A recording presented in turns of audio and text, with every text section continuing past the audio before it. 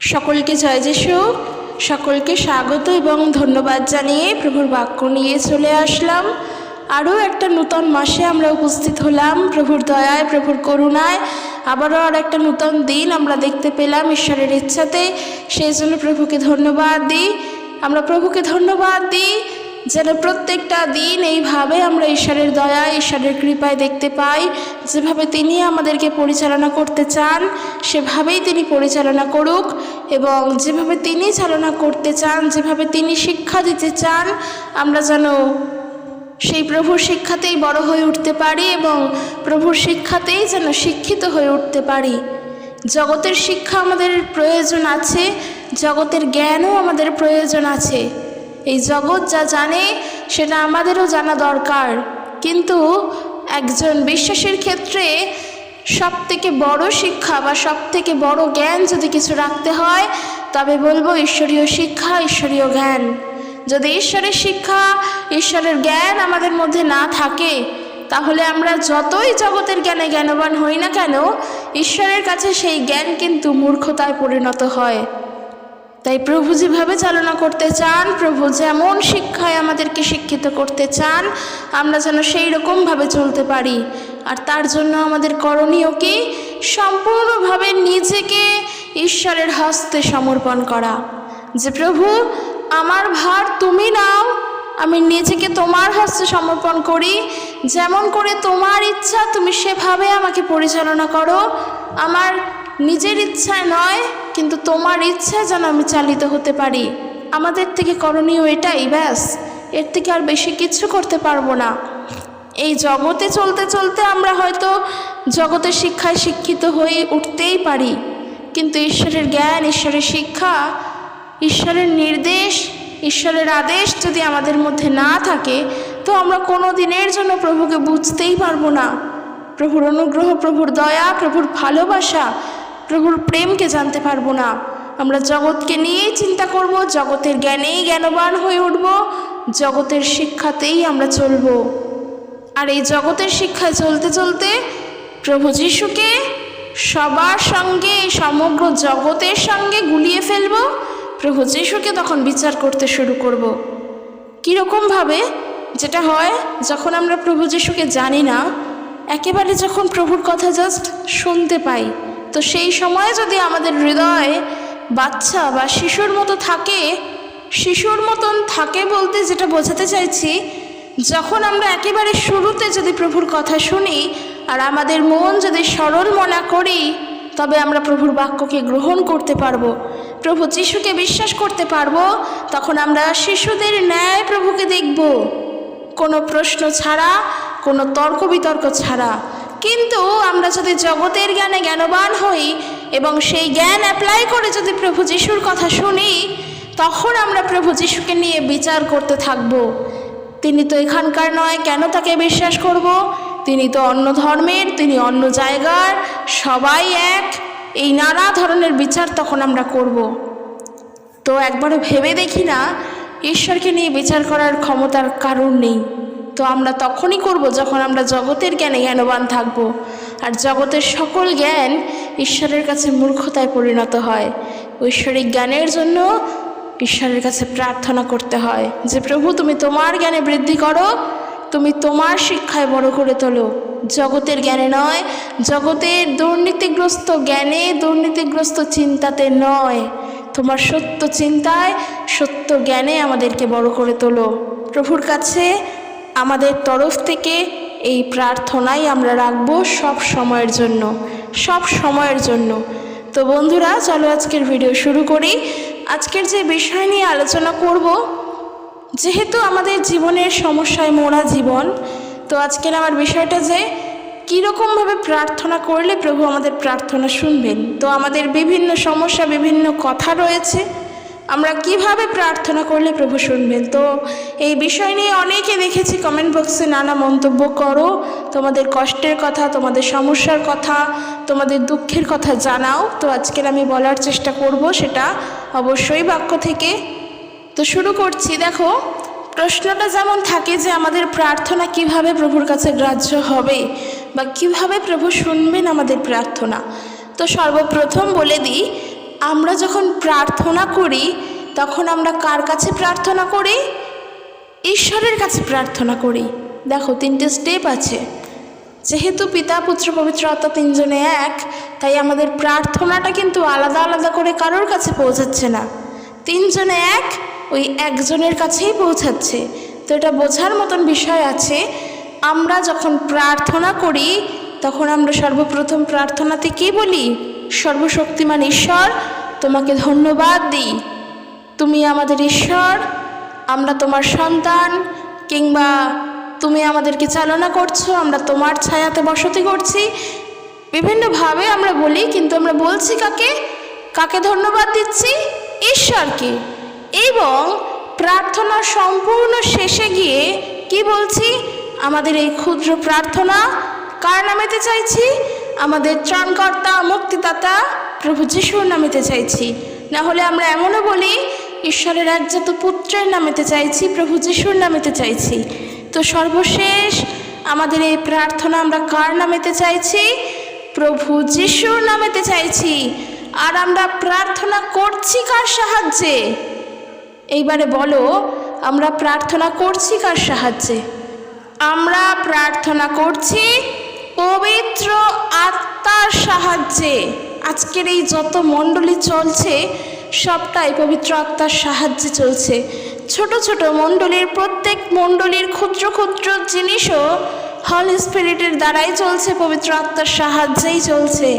কেননা প্রভু যিশু তিনি তো চলে গিয়েছেন, কিন্তু তিনি তো আমাদেরকে একা রেখে যাননি। তিনি তো আমাদের বানের জলে ভাসিয়ে দিয়ে যাননি। তিনি আমাদের জন্য এক সাহায্যকারী আত্মাকে, সহায়কারী আত্মাকে দিয়ে গিয়েছেন। তিনি হলেন পবিত্র আত্মা। সেই পবিত্র আত্মার সাহায্যে আমরা ঈশ্বরের কাছে প্রভু যিশুর নামেতে প্রার্থনা করছি। তো দেখো, তিনজনেই এক, প্রার্থনা যাচ্ছে কিন্তু ঈশ্বরেরই কাছে। তো সেটাই বলছি, যেহেতু আমাদের সঙ্গে প্রত্যেক মুহূর্তে প্রভু যিশু আছেন, অর্থাৎ পবিত্র আত্মা আছেন, তো আমাদের প্রার্থনা কিন্তু সব সময়ের জন্য ঈশ্বরের কাছে গ্রাহ্য হয়। ঈশ্বর আমাদের কথা শোনেন, ঈশ্বর আমাদেরকে দেখতে পান, আমাদের কষ্ট, আমাদের দুঃখ, আমাদের মানসিক চাহিদা, আমাদের মানসিক ইচ্ছা, এই সবটা প্রভুর কাছে গ্রাহ্য হয়। তাই এরকম ভাবার কোনো কারণ নেই যে প্রভু আমাদের প্রার্থনা শোনেন না। এই ধরনের ভাবনাটা কখনোই ভাবা উচিত নয়। এই ভাবনাটা যখন ভাবি তখন কোথাও না কোথাও গিয়ে হয়তো প্রভুকে আমরা কষ্ট দিই, কেননা তিনি আমাদের প্রার্থনা শোনেন এবং সেই প্রার্থনার উত্তরও তিনি আমাদেরকে দেন।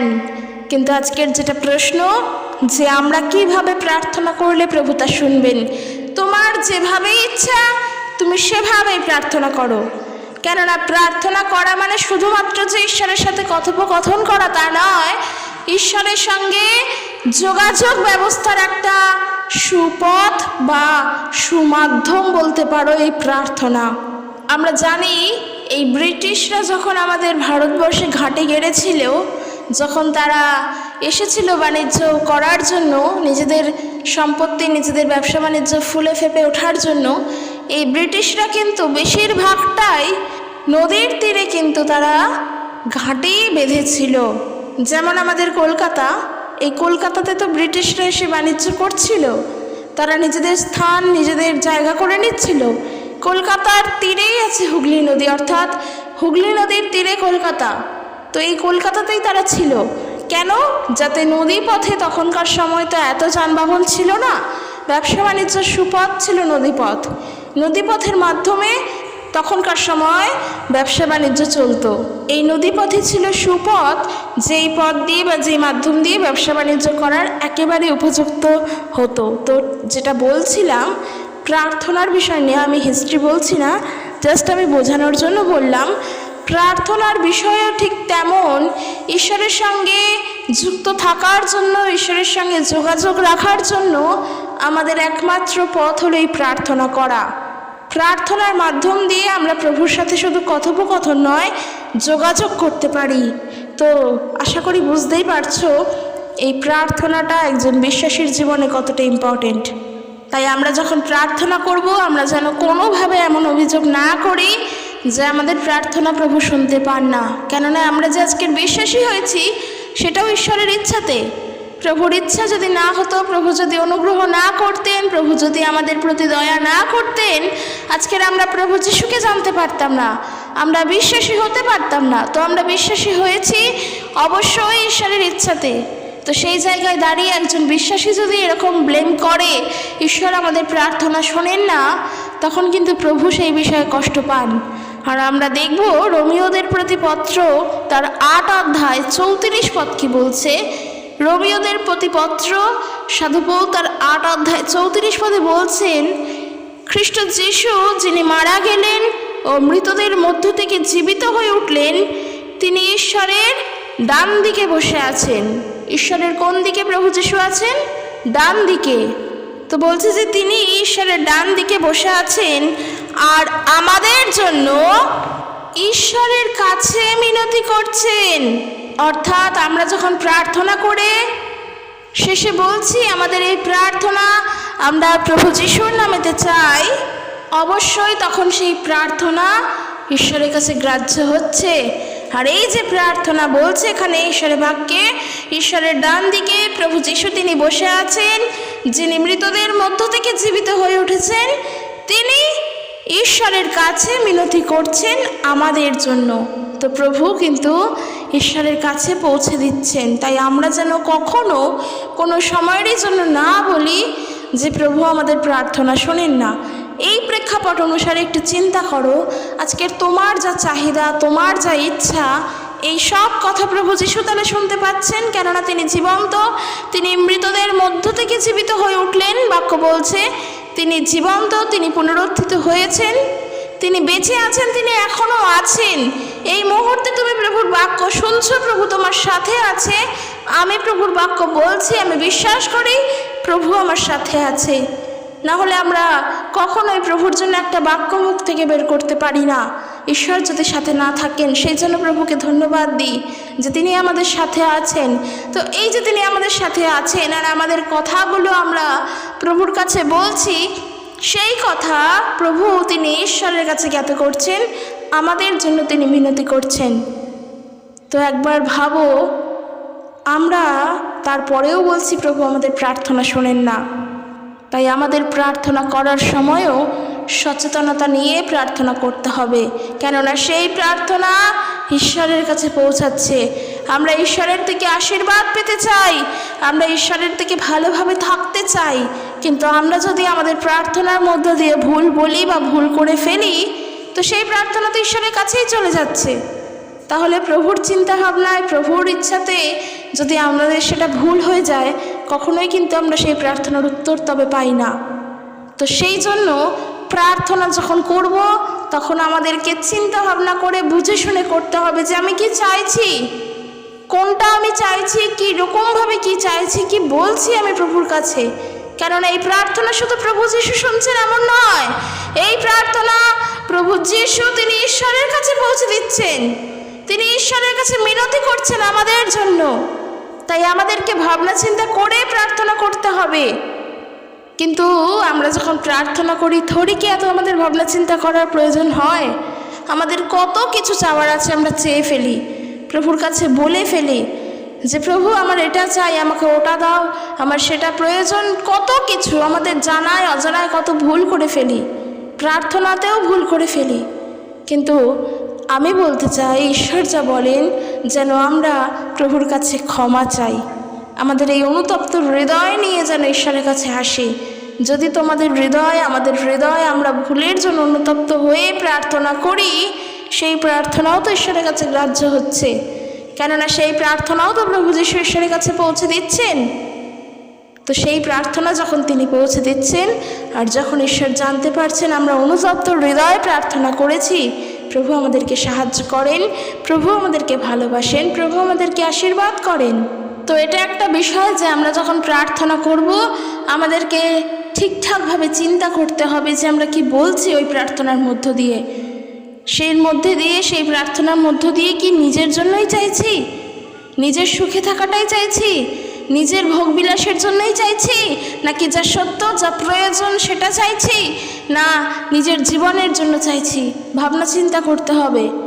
2 নম্বর যে বিষয়টা বলবো তা হলো, আমরা যখন প্রার্থনা করি অবশ্যই যেটার উপরে প্রার্থনা করছি বা যেটার জন্য প্রার্থনা করছি, সাপোজ ধরো আজকের আমরা হয়তো ভাড়া বাড়িতে থাকি, যাতে ঈশ্বর একটা সুন্দর বাড়ি দেন, একটা সুন্দর জায়গা দেন, যাতে খেয়ে পড়ে সুখে শান্তিতে বেঁচে থাকতে পারি, তার জন্য প্রার্থনা করছি।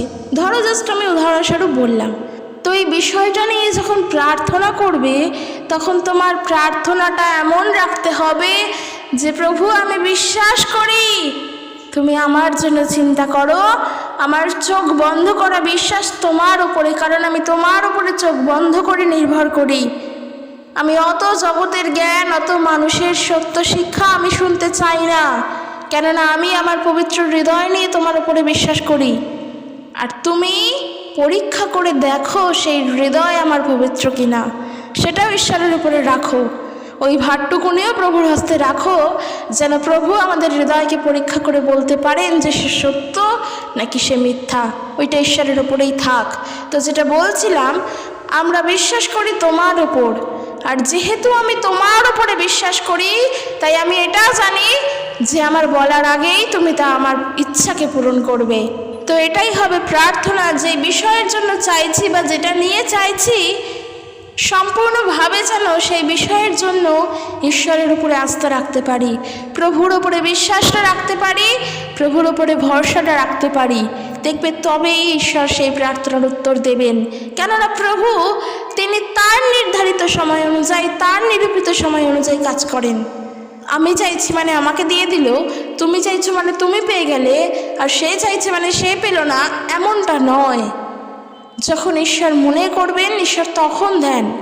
আর এরকম ঘটনা আমাদের জীবনে ঘটে, আমরা সাক্ষ্য তখন প্রভুর নামেতে দিই। হ্যাঁ, আমরা সাক্ষ্য দিই। আমরা হয়তো এরকম সাক্ষ্য অনেকে দিই যে আমি এই জিনিসটা প্রভুর থেকে চেয়েছিলাম কিন্তু পাচ্ছিলাম না, ঠিক যেই সময় দরকার ঈশ্বর সেই সময় আমাকে দিলেন, তাই জন্য প্রভুকে ধন্যবাদ দিই। আমরা হয়তো এরকম সাক্ষ্য বহু দিই। তো এটাই আমাদের বলার বিষয় যে প্রভু তার নিরূপিত সময় অনুযায়ী, তার নির্ধারিত সময় অনুযায়ী কাজ করেন। কিন্তু যেটা আমাদের তরফ থেকে করণীয় থাকে, যেই বিষয়টার জন্য প্রার্থনা করলাম, যেইটার জন্য প্রভুর থেকে চাইলাম, সেই বিষয়টার জন্য প্রভুর ওপরে সম্পূর্ণভাবে আস্থা রাখবো, সম্পূর্ণভাবে বিশ্বাস রাখবো, সম্পূর্ণভাবে ধৈর্য ধরে রাখবো। কেননা বাক্য আমাদেরকে সেই শিক্ষা দিচ্ছে। এমনকি প্রভু যিশু তিনি এই কথা বলছেন। মার্ক লিখিত সুসমাচার তার 11 অধ্যায় 24 পদ আমরা সবাই জানি, খুবই সাধারণ, খুবই কমন একটি পদ। মার্ক তার 11 অধ্যায় 24 পদ প্রভু যিশু বলছেন, এই জন্য আমি তোমাদিগকে বলি, যাহা কিছু তোমরা প্রার্থনা ও যাচনা করো, বিশ্বাস করিও যে তাহা পাইয়াছ, তাহাতে তোমাদের জন্য তাহাই হইবে। অর্থাৎ প্রভু যিশু বলছেন যে যখন তোমরা যাচনা করছো কিংবা প্রার্থনা করছো, তখন বিশ্বাস করিও যে যেটা চাইছো তোমরা সেটা পেয়ে গিয়েছো, তাহা হইলে তোমাদের জন্য সেটাই হইবে। তো সেই জন্য আমাদেরকে প্রার্থনা করার সময় আমাদের উদ্দেশ্যটা সঠিক রাখতে লাগবে, কেননা সেই প্রার্থনা মাথায় রাখবে তা কিন্তু ঈশ্বরের কাছে পৌঁছাচ্ছে। সেই জন্য আমাদের প্রার্থনা উদ্দেশ্য যেন সঠিক থাকে, নিজেদের ইচ্ছার জন্য নয়, নিজেদের ভোগ বিলাসের জন্য নয়, কিন্তু যেটা প্রয়োজন সেটা ঈশ্বর জানেন, সেটা ঈশ্বর মেটাবেন। তিনি আমাদের প্রত্যেকের প্রয়োজন মেটান। তাই জন্য আমাদের উদ্দেশ্য যেন সঠিক থাকে। 2 নম্বর যেটা দেখলাম, 2 নম্বর বিষয় কি দেখলাম, যে বিষয়ের জন্য প্রার্থনা করব, বিশ্বাস রাখতে হবে, প্রভুর ওপরে ভরসা রাখতে হবে যে অলরেডি ওই বিষয়ের প্রার্থনার উত্তর আমরা পেয়ে গিয়েছি। কেননা আমাদের মুখ থেকে কথা বলার আগেই ঈশ্বর আমাদের মনের কথা জেনে যান, ঈশ্বর আমাদের অন্তরের কথা বুঝে যান। সেই জন্য আমরা যা চাই তার আগেই প্রভু আমাদের হৃদয়ের কথা জানেন, তাই আমাদের প্রার্থনাও সেরকম রাখতে লাগবে। আর আরও একটা বিষয়, আমরা যখন প্রার্থনা করব একই জিনিস যেন বারবার ধরে না চাই, কেননা আমাদের পিতা তিনি আমাদের কথা শুনতে পান। তুমি যদি ঘরে বসে একা একা প্রার্থনা করো, প্রভু সেটাও জানেন। তুমি যদি রাস্তা দিয়ে চলতে চলতে মনে মনে প্রভুর কাছে প্রার্থনা করে বলো, প্রভু সেটাও শুনতে পান। কাজেই একই কথা যেন বারবার না বলি, একই প্রার্থনা যেন বারবার না বলি, আর যদিও বা বলি যেন সেটা হৃদয় থেকে সত্যভাবে যেন বলি।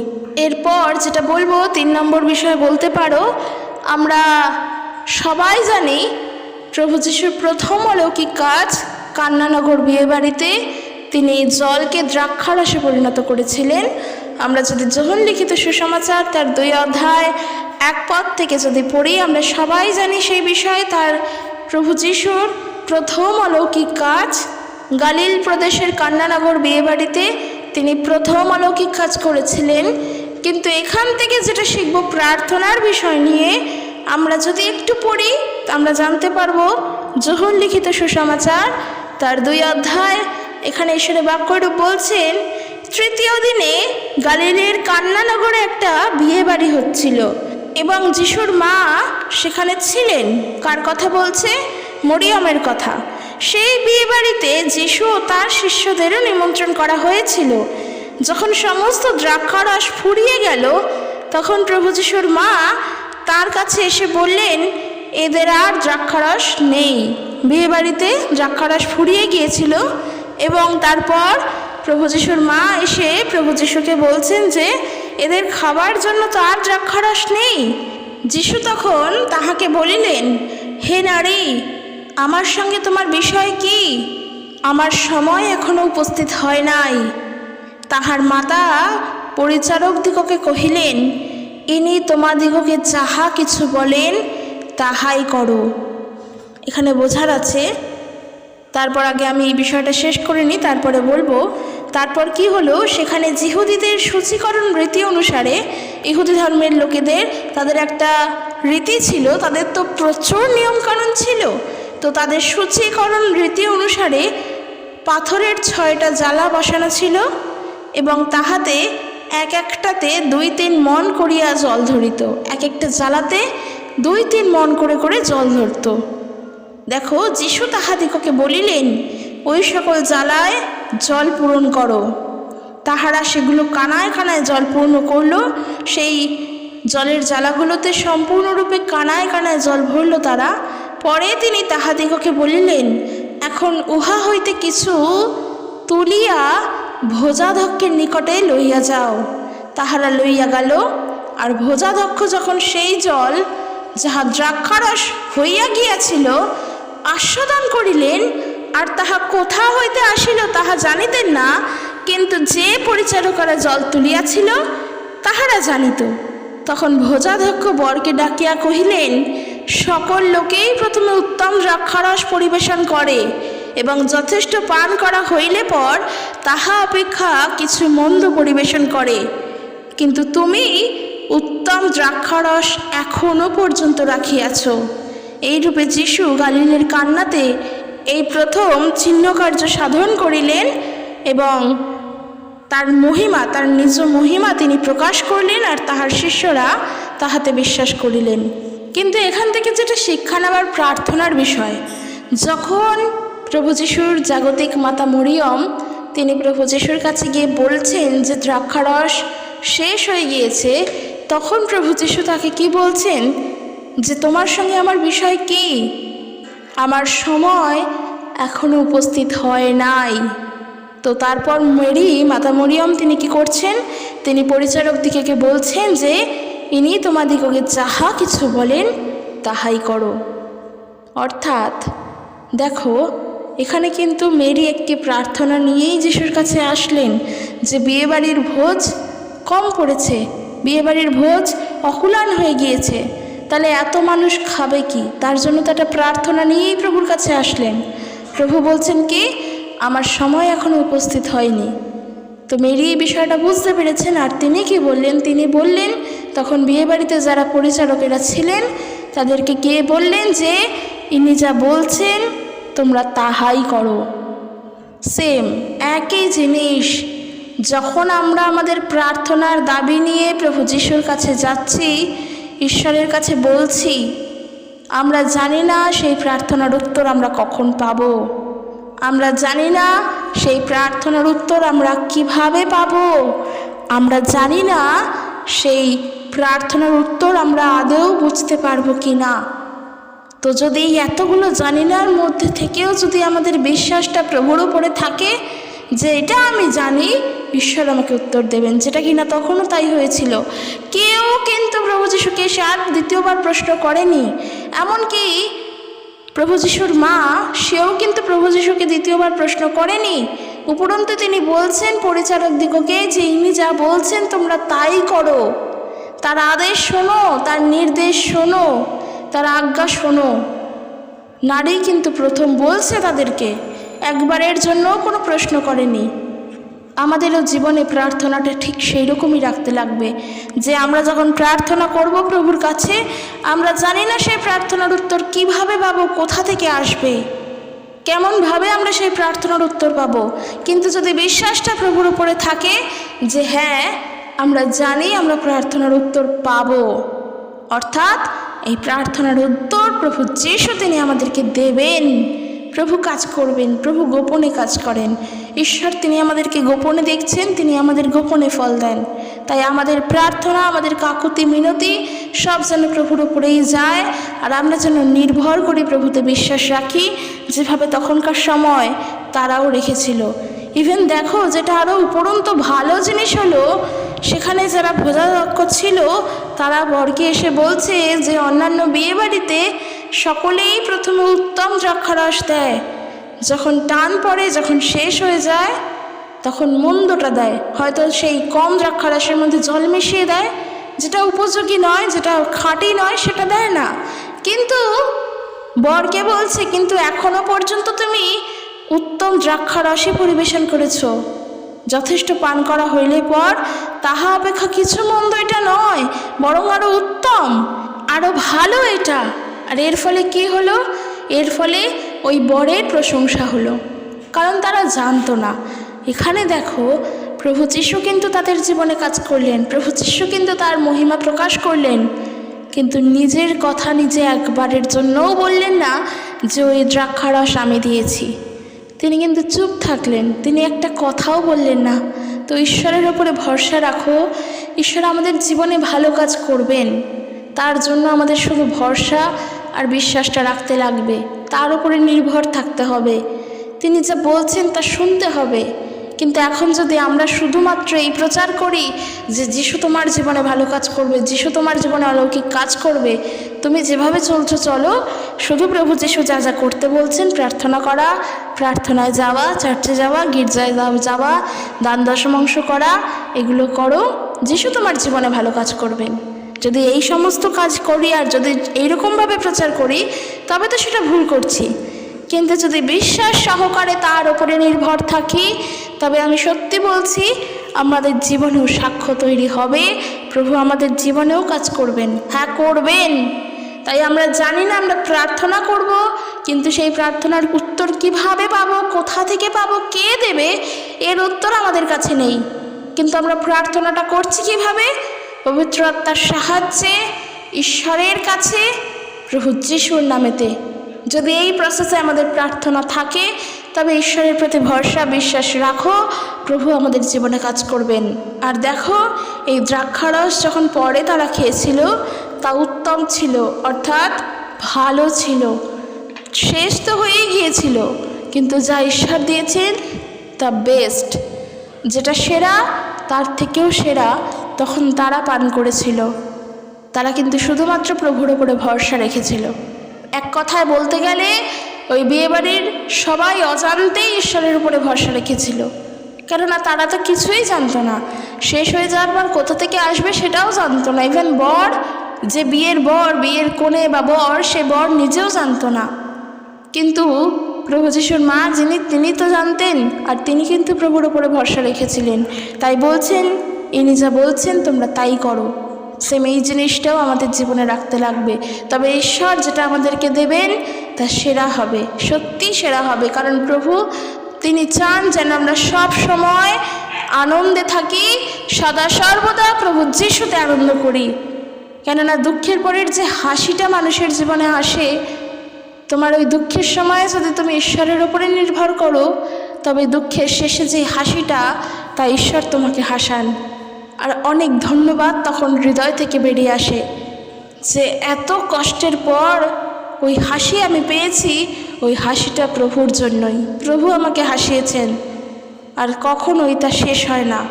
কিন্তু যদি আমরা জগতের জ্ঞানে, জগতের শিক্ষায় থেকে হাসি, সেই হাসি একদিন ফুরিয়ে যাবে, তা চিরকালীন নয়।